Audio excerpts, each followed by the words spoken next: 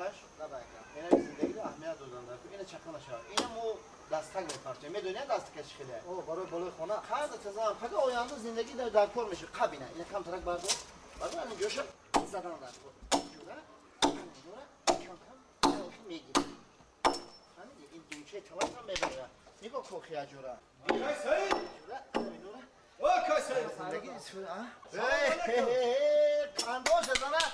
دوستی کامنامو ماهی کامنامو السلام علیکم. اخی جوره خون نبی. کارو سوده. همین ما گفتم می مخینا اومده. خنده تازه آفرین. نسیم جان برو هم دودر یکش این دوستی دیرینه ما اکی جوره خون. نسیم جان دودر ما میشناسی؟ این خیلی مسکو ده بود و همون طرف. رفتم دقتش هم خیلی. یعنی کم کم استوگیره یاد داده. یاد گیره پس زندگیش در کار میشه. بهترین کار. بیا. نسیم جان ای پس خروج شد. بیا اکی جوره خون. بذار اکی جان بذار کنه بسم الله. کاری با تو کلام کاش. هیچ گام نمیشه جاکش. همون مجنون بده که تعریف میکنم تا کو. ولی هر روز بیا تگش دمیشینه من اینجا جوی آب رفته استراحت. کیسه جون به کورت نکردم. بله مو برادر باید خیگاب نباشه. نسیم جان. اینجا بیا دودر یکش. ای بیا تشمیش نکاش. بیا دودر یکش. ای بیا تشمیش نکاش نکا. نکا خیلی گاب نیست بین مو شما. بشکو دودر جان. ای پس خوراک شد. یک چای کبوتی خوشوی دیگه برای اکی جوره خون این چای کبوت ها؟ کبوت یا سیاه؟ کبوت یکتن کبوتشم ممکن بهتر اکی جوره خون یک مسئله. او وعده کردم که تگی مجنون بید میشینه من جوی آب با یک همسایه زور دارم که ای حافظ گفته بودی ها؟ و هم حافظ هم غزل خان هم نحت خان همه جیت بهترین. یک چای و بیا هزار رحمت تشمیش کردیم مخلوق. بیا نسیم. چه کبوته ها؟ تشمیش کردیم. رحمت داد هزار رحمت. میگم سعید جان لب یکا. میگم همه حافظی میگفتگی یکم رپ نخونه من هم از تقانم نمیبرداره. اگه ما دائمی ریپ گوش کنم ماننده یک هفته بشه میره می. گیر اکی جوره خون. رحمت. امی دویده دعوت میکنه میبینه بس صحبت کرده تا خوراک تیار شده. مالش؟ مالش خیلی شده روزی. استراحت کنن گیری. نسیم جان اینجا مهمان نگاه کنن گیری.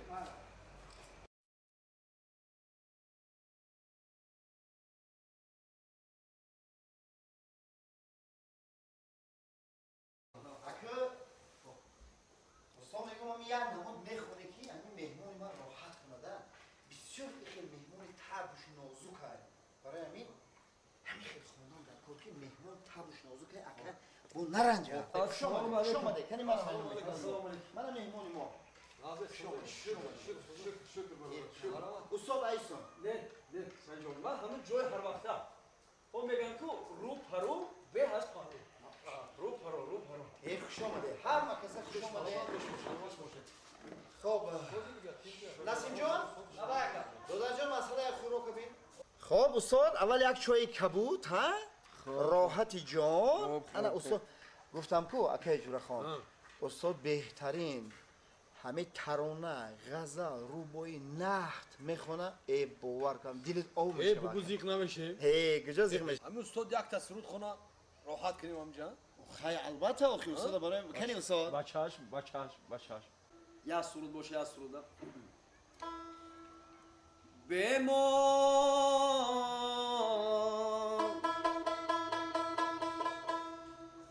گل برگی روی من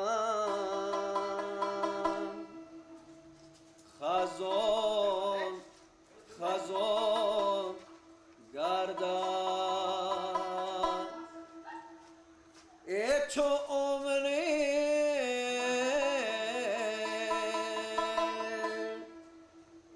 جاویدانو به خزان باشه بمان من سازم و تا در امان باشه بمان من بیرم و تو جاودان باشه بمان لحظه چنگی نامرادی ها بر آثارم خطی آجن بگذارد بمان عشق تو چون زخم نهان دل مرا هر لحظه و هر روز بیازارد توانی صد توانا را به تو بخشم میندشم اما تو ناتوان باشی با پاس این همه امید قربانی مبادا دشمنم را یاری جان باشی مبادا کی عزیزی دیگران باشی بیمار من سوزم و تا در امان باشی بیمار من میرم و تو جاودان باشی بیمار من میرم و تو جاودان باشی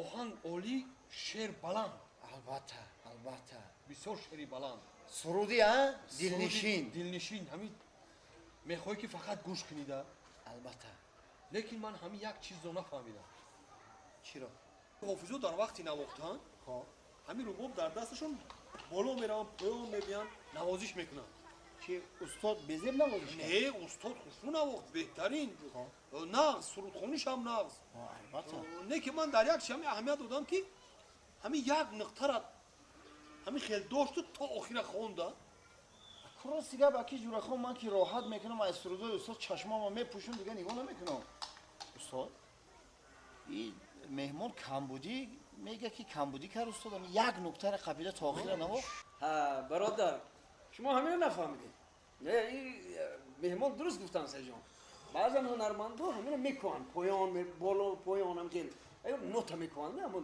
موسیقی آهنگ جور میکنن انا من که همین پروفسیونال که هستم انا یک نگاه میکنم ای همین بقبول میشه همین قبیله که قبیله دیگه بالا پایان جو میرم نه وقت هم میگیرم